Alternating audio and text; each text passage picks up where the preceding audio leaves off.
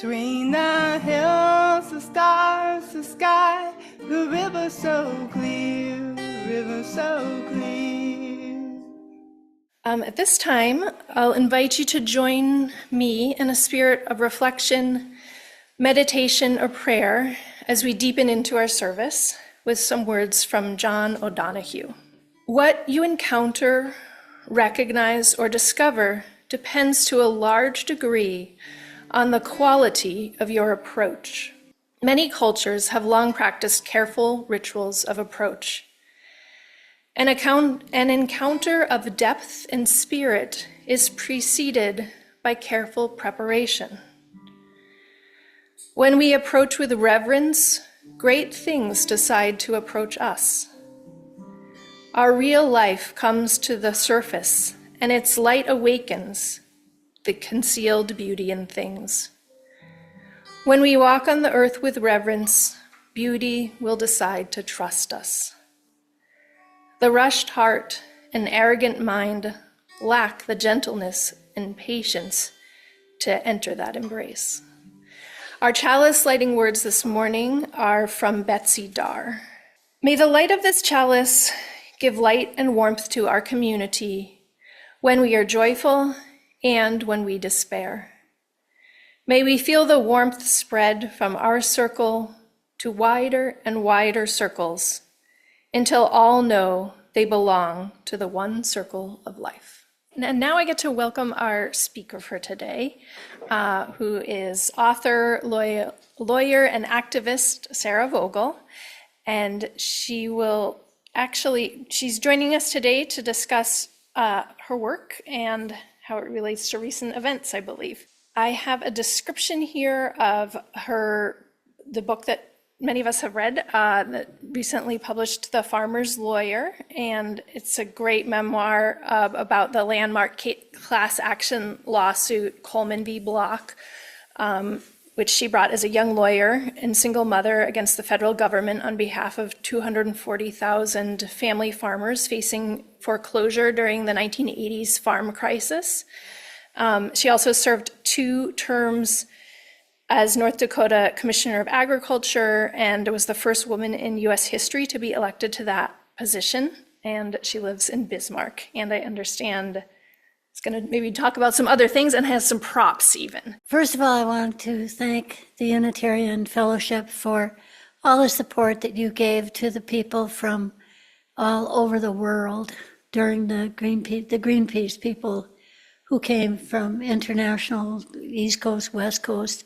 And I think they found one hospitable place in Bismarck, Mandan, and that was right here. And I think it was extremely meaningful to them. And I just wanted to share a few observations. I brought a bag of props, which are not organized. But first of all, in my book, The Farmer's Lawyer, I don't know if you all noticed, but one of the reasons why I felt I could do the case is because of the example of the Nonpartisan League in the 1930s and the inspiration of Governor Langer and my grandfather. And what is kind of buried in the book is that my grandfather and Langer were criminally prosecuted for conspiring to sell a newspaper. And they obtained $179 worth of, I may be wrong on the exact dollar amount, but a very tiny amount of subscriptions from people who worked for the federal government. And that was enough for Langer and my grandfather to be arrested, prosecuted for conspiracy to defraud the federal government. And then they had a bad judge, a very bad judge, kind of like we have recently over in Mandan, and they were convicted. I don't know, these books are so great. I don't know if you've seen them, by Kurt Eriksmoen, notable North Dakotans. They're a lot of fun. but each one he talks about a notable North Dakotan. Most people from out of state don't know we even have 47, but this is volume 3, and I think the series gets up to 8 or 9. So there are a lot of notable North Dakotans. But, and I kind of didn't quite understand this when I was a kid growing up. But the trial began in Bismarck May 22nd, and the verdict was reached June 17th. Langer, Vogel, and 3 other Langer appointees were found guilty. This was of conspiracy to defraud the federal government. Vogel was sentenced to federal prison for 13 months and fined $3,000. He, along with Langer and the others, appealed their convictions, but my grandfather, who had been highway commissioner, was forced to give up his position. Then they appealed, they won on the appeal. It was remanded. The judge, federal judge, prosecuted them again. It was appealed, it was remanded. And on the 3rd trial, they had a different judge, and they were all acquitted. Langer was promptly reelected to the governorship. My grandfather became manager of the Bank of North Dakota. If you ever go to the Bank of North Dakota, they've got a little history display. His picture is all over it, because he started, among other things, student loans. And like who in North Dakota didn't get a student loan? So I'm just saying that was, when I was a kid growing up, driving around North Dakota, hearing about the conspiracy trials, because that's what they were called, just had a big impact on me. And it's freedom of speech is one of the most essential. Freedom of speech, freedom of association, right to assemble, right to petition the government, all of those are connected to the Greenpeace trial that's been going on in Mandan, and all those principles were completely forgotten. But the parallels, I think, are very, very, very strong. And I'm hopeful that when that case is appealed, it will be reversed. And nothing like that will happen in North Dakota again. But like the knowledge of history is extremely important, and the preciousness of the First Amendment. But when I heard the jury coming back, and they gave that verdict, I just sat there and thought, the First Amendment is dead in North Dakota. And then yesterday, I went to the Democratic convention, and there was all of a sudden 350 people showed up, where I think 2 years ago, like maybe 18 showed up. So that to me is like really optimistic. And by the way, when I said there were 350 Democrats, a friend of mine who I hadn't seen in many, many years, had been a lawyer at the AG's office with me. He looked down at me, he's a tall guy, looked down at me and said, "They're not Democrats, many are Republicans." And many are independents. So, and I think that is the case too. So I see hope even in the midst of darkness. And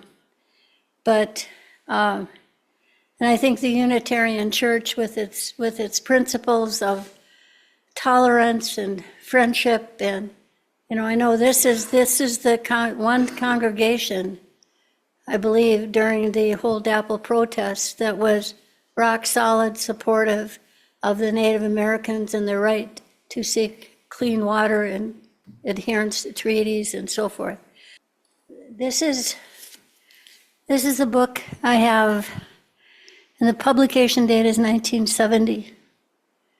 It's called The Rights of American, and what they are and what they should be. And I think that constitutional rights are not a given. They may be printed on a piece of paper. They may be written on a plaque on the wall. But if they're not put into real life by real people, they're just words that can be burned. But this was The Rights of Americans. It was edited by my law professor, Norman Dorson, famous guy.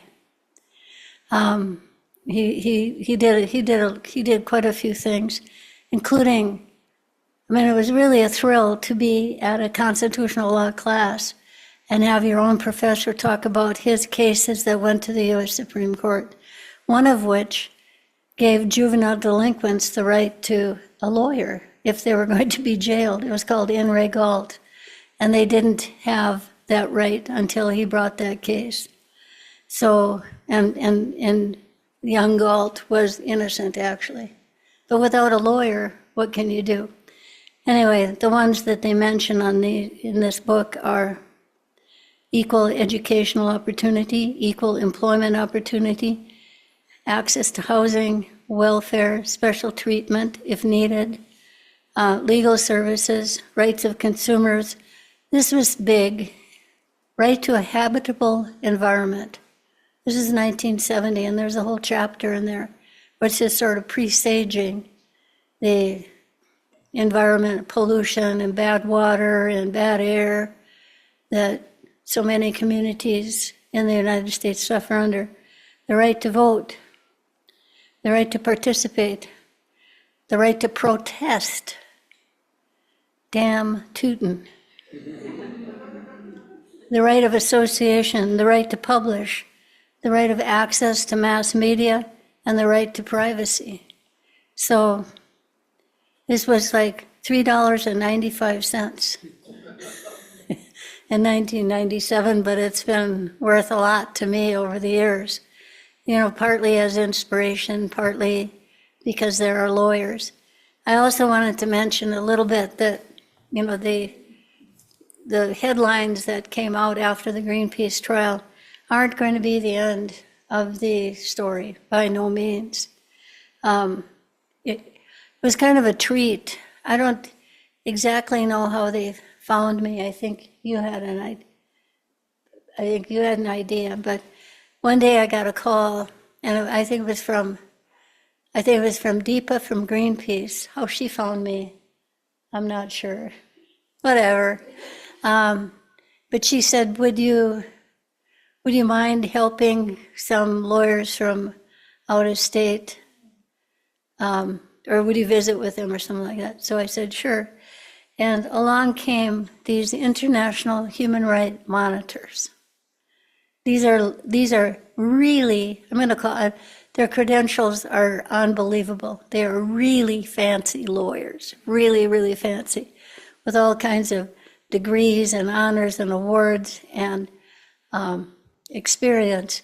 So they came in teams, like maybe one lawyer and a team of law students, and we were giving them places to work out at the law firm where I'm holed up trying to write a book. And by the way, one of the things that I do hold the pipeline protest responsible for is I lost an entire month working on my alleged book, my next alleged book.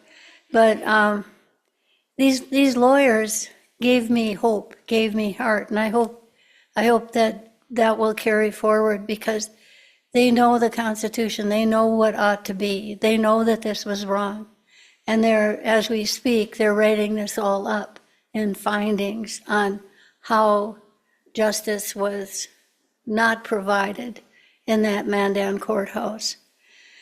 And that will be coming out soon, and that's going to get a lot more coverage, a lot more action, a lot more traction. And one of the things I found that was like just amazing, one of the lawyers on this team was somebody named Marty Garbus. And I go, Marty Garbus, okay. So New York City, okay. And they said, he's a big deal. And I go, okay. And we're driving around. I'm basically the taxi for these lawyers. I know my way around town. One day, one of the lawyers, Scott Badnock, who's from Palo Alto. I dropped him off in the morning at the courthouse, and I think there was a break about 10:30, and he said, "I'm dying. Will you bring me a cup of coffee?" So I did. I mean, I got a cup of coffee, I took it over to him, and, I have a friend for life. But but they were absolutely wonderful. And they're going to be writing this up. But back to Marty Garbus. So we're driving around, and all of a sudden I realize that the main case in my book, which is called Goldberg versus Kelly, was about women in the Bronx who were being deprived of their welfare payments without a hearing under the accusation that some man was living with them, true or not. But they weren't getting a hearing until after they'd been kicked out of their apartment, had become homeless. And basically their possessions were put on the sidewalk. So 1970, I was a law student at NYU and belonged to the the NYU chapter of law students for the ACLU, and we got a call saying you got to go over and get an assignment. And so anyway, I went up to the Bronx, and I got out. I talk about that in here, in my book. And when I got out of the subway and I was walking down the street, it was like it'd been blasted by a bomb. It was so poor. And there was a woman holding a baby on a stoop with all her stuff on the sidewalk, crying. And she had not been given due process of law. She'd been deprived of her home, her source of income, and they said that you can have a hearing later. Well, so that stuck with me. And then many, many years later, I'm working with these farmers who have their source of income cut off or are being kicked out of their homes without a hearing. And they say, well, you can have a hearing later. And I go, Eventually, it took me a little while, and I go, Goldberg versus Kelly. It's the same thing, absolutely the same thing. So that in this book, in the case, Coleman versus Block, that's the main case I used. And I found out, about a week ago, that Marty Garbus was one of the Goldberg versus Kelly lawyers. Oh. And there was his name on the U.S. Supreme Court, Marty Garbus. And so, what a beautiful... So these things matter. And that result that was in Mandan, absolutely unconstitutional. And it will catch up with him. It will catch up with him. You can't impair freedom of speech, freedom of assembly, freedom of association, and get away with it. Not in America. Not for long. So I'm very hopeful. And I'd ask Mary to speak with me. So Mary, why don't you maybe just talk about that it wasn't, the weird thing is, it wasn't Greenpeace. Yeah. It was not Greenpeace. Greenpeace was the excuse. Greenpeace case was a slap suit so this oil company could shut up their main adversary internationally. Absolutely. So yeah, I can talk a little bit about that. So I first learned about this case, I guess in 2017, it was filed as in federal court under RICO charges, and I just heard things coming, people, because there was so much activity, right, around the water protector movement. And as many of you know, my husband, Tim Mentz, is cultural resource expert and has that's his life. He grew up with his grandmother in Cannonball, teaching him things. He had he had several different things. I think he had like a broken arm at one time. Anyway, he was like the child that like stayed with the grandma because he couldn't always go out and play with everybody, and so he really got a lot of teachings that some of his cousins and siblings didn't always get because they were busy playing. But so he has this really deep knowledge of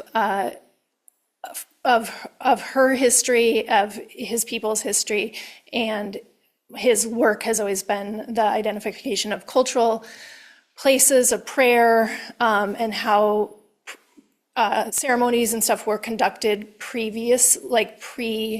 before it all had to go underground and be in basements in secret. It was on the land, right? And in places, and there are ways to be able to see where that occurred and deep connections to those places. So that's sort of like his background. And when the pipeline was being built, and the Standing Rock Sioux tribe asked him to identify, to go to the place sort of near Cannonball, where the pipeline was being built, and see and identify places along there that were culturally significant. And he did that, and he had already filed a declaration in the Standing Rock Sioux Tribe's lawsuit against Army Corps of Engineers about this, and that was, and so he did another declaration with like the specific harm that is going to be done by this pipeline being built. And the day after he filed that declaration, the pipeline company moved bulldozers into that area. And this, maybe people have seen this, that like Amy Goodman was there, and there were dogs like from the pipeline company's security firm that they had hired, and it was a big deal. And camp grew a lot at that time, and so we were in it right away, right? And so I knew about this case, and he was sort of mentioned in it because the case that we're talking about did start out as a case in federal court, which was dismissed because it was baseless, but it was describing like that the energy company had been harmed by the protest and by the delays to construction, and by statements that were made that they had bulldozed, for example, burial sites and crossed treaty lands or tribal lands. And so these were some of the things that were up. And so we knew about that, but then the federal case was dismissed, and then it was later repackaged into state court. 5 days. Okay, quickly repackaged and filed again in court. And in 2021, I believe it was, I had an early morning knock at the door, and I went to answer the door and was served papers. Well, actually, they were like, "Is your husband here?" And I was like, "Oh, actually, he's just on his way out. He's like around the back of the house." And then as I said that, I was like, is this someone actually I want to like have him catch him? But it was too late. They did, and they served him papers, which is a subpoena asking us to turn over like all documentation forever. That it was sort of like a very unreasonable. It was like for the last, since 2016, anything having to do with Dakota Access Pipeline.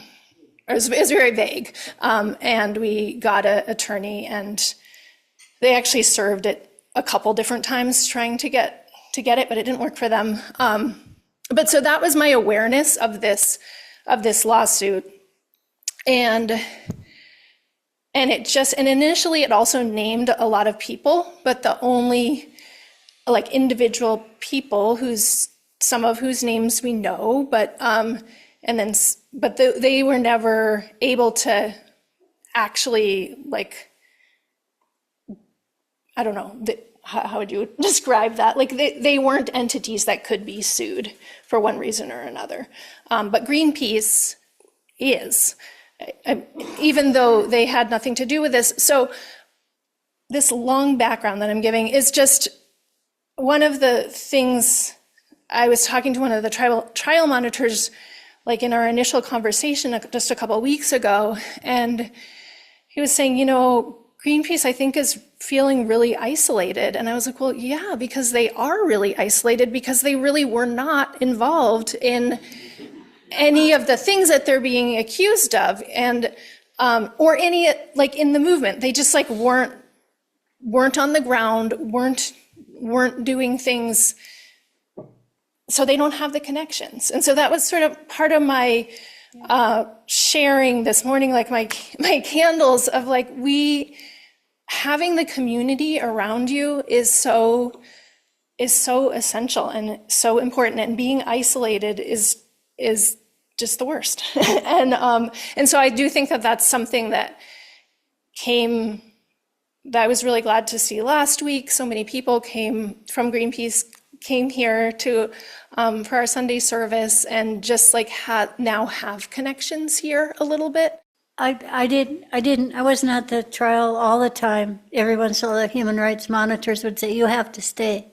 And then I would stay, and one day I did stay.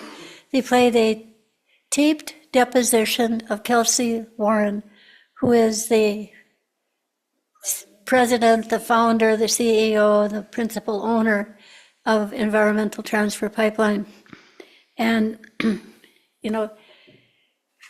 he's like real relaxed, and he's answering these questions, and he's real, pull himself up by his bootstraps kind of guy, multi-billionaire, one of the top donors to Trump. And Trump, by the way, was an investor in this pipeline. And anyway, so he's complaining about the litigation that slowed down the progress of the pipeline. And he talked about? He didn't even mention Greenpeace. He had Greenpeace confused with the Sierra Club's, what's the name of their litigation? Earth Justice. And he goes, those Earth Justice lawyers, they sued us, they slowed us down. Earth Justice is not Greenpeace. And this was the head of the pipeline company. And like, holy shit. But they really just, it is a slap suit against Greenpeace to make them quiet and to scare everybody else, to scare all the rest of us. And again, that's why I go back to the Nonpartisan League. They had reason to be scared. They were being sentenced to jail. But they kept fighting, and when they got back in, they stopped foreclosures. They got a whole bunch of laws passed. They started student loans. They were making bank loans. They had like a ton of stuff. I could go on and on about good things that the Nonpartisan League did. But if they had buckled because they were being prosecuted, people were being mean to them, they would have, North Dakota would be a different state. And nowadays, like I was at the 100th anniversary of the North Dakota State Mill, lovely socialist institution, lovely. Then it was the 100th anniversary. It's the largest grain mill in North and South America, tremendously successful, has never lost money. And the governor and it's all run by Republicans now. None of them even mentioned the Nonpartisan League. None of them mentioned the history. They just thought it was pretty cool that they'd inherited a very profitable business. And but we have a bank in North Dakota because of the Nonpartisan League. We have student loans. We have like a lot of things, a lot of functions, and workers' comp. That was Nonpartisan League. Anyway, that's my Nonpartisan League thing. But you know what? If they had fallen to pieces and not contested those criminal convictions and given up, our state would be a different state. So I think that's what we have to do. We have to hold on to the ideals of North Dakota, to the Constitution of North Dakota, and say, like some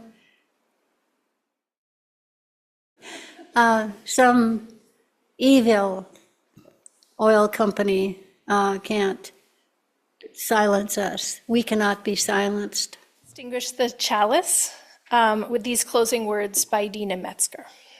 They're short, so pay attention. There are those who are trying to set fire to the world. We are in danger. There is time only to work slowly. There is no time not to love.